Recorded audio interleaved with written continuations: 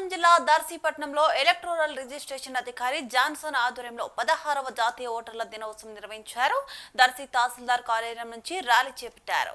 Rally అనంతరం గడియార స్తంభం వద్ద మానవహారంగా నిలబడి ఓటర్ ప్రతిజ్ఞ చేయించారు. కార్యక్రమంలో రెవెన్యూ సిబ్బంది, పోలీస్ సిబ్బంది, విద్యాశాఖ సిబ్బంది, విద్యార్థులు పాల్గొన్నారు.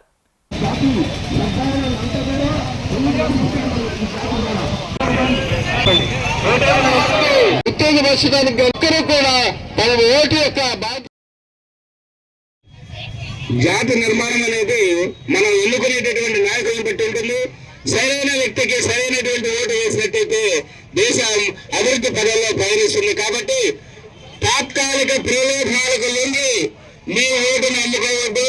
మరి మిమ్మల్ని అందరినీ కూడా చైతన్యవంతం చేయడానికి ప్రభుత్వం ఈ కార్యక్రమాన్ని చేపట్టినందుకు ప్రభుత్వాన్ని అభినందిస్తూ, మరి దేశ భవిష్యత్తు అంతా కూడా యువత మీద ఆధారపడింది.